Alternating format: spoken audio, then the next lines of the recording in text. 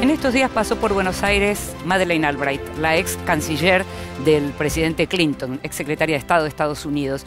Estuvo justamente con una periodista, con Silvia Fernández, periodista del noticiero de la televisión pública. Le hicimos una entrevista, habló del Russia Gate, de Corea del Norte, de varias cosas más. Lo vemos.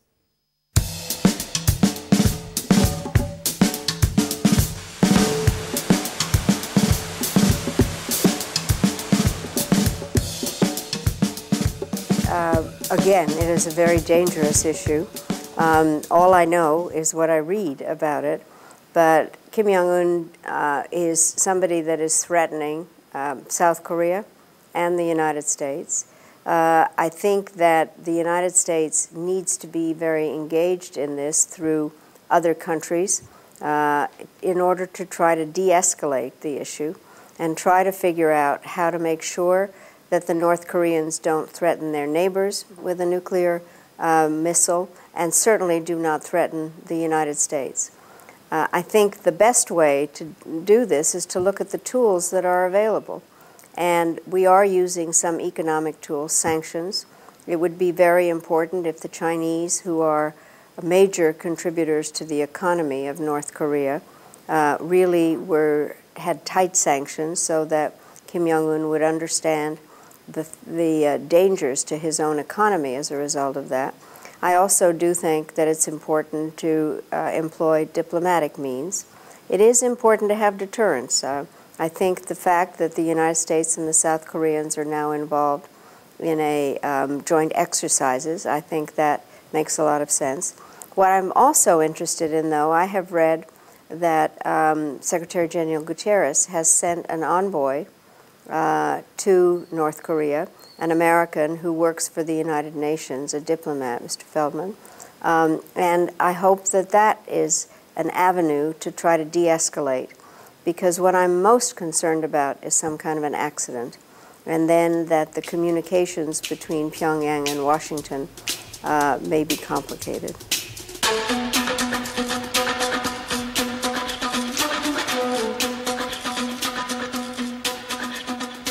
Well, those allegations are under investigation, but the relationships with the Russians are complicated even without that, because the Russians have been very involved in the Middle East in support of Iran, which the United States is not, and also using a variety of tactics in Central and Eastern Europe to undermine democracy with kind of the weaponization of information.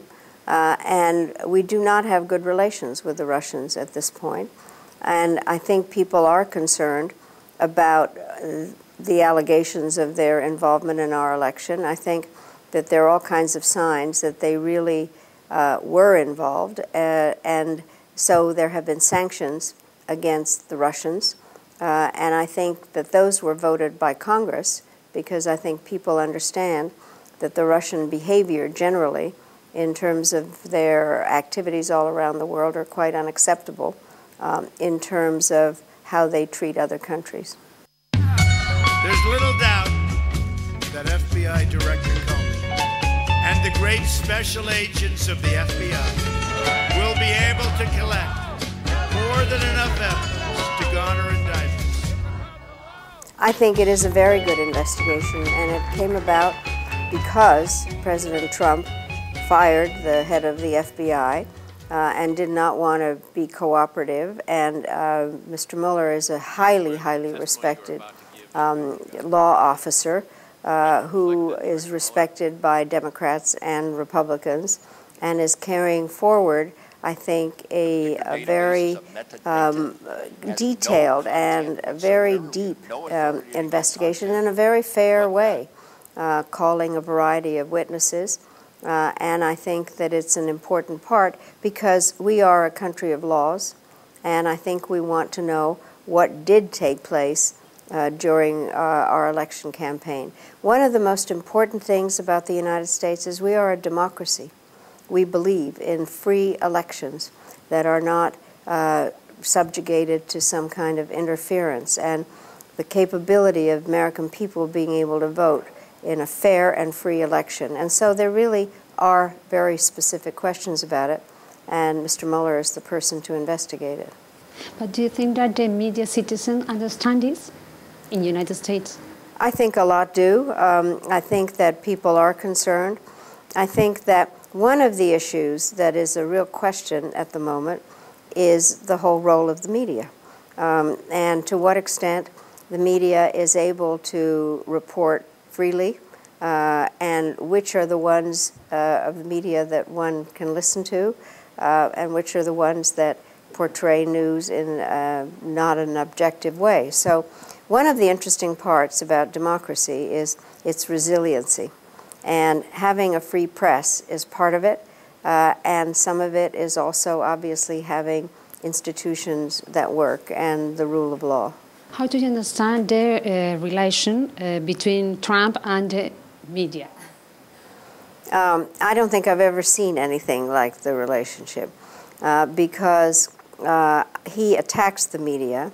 I think to have called the media the enemy of the people is one of the most stunning statements in terms of how one reacts to the media. And I think that, I think they have a very peculiar relationship. Así quedó acordado. Los problemas de la OMC se resuelven con más OMC, no con menos OMC.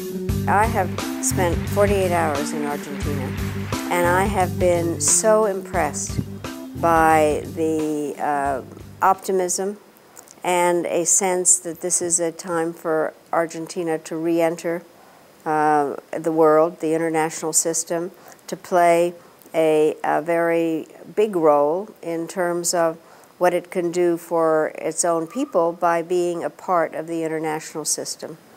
And being hosts for the WTO ministerial, as well as for the G20, is going to be a very big job, but it is something that I think is very, very important for Argentina, for the region, for the hemisphere, and for a way of really looking at how the international system should work.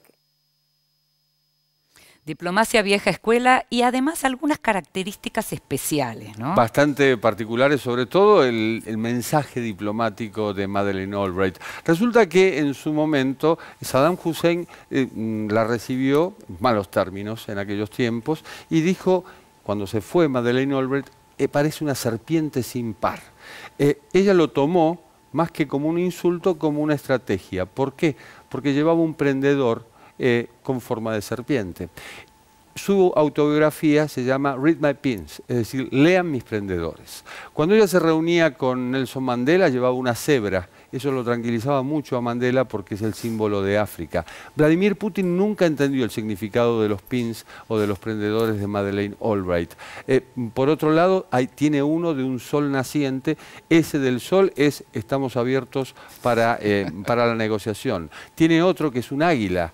Ese es ojo porque acá viene Estados Unidos. Y tiene uno que es el del pavo real, que en cierto modo es estoy feliz.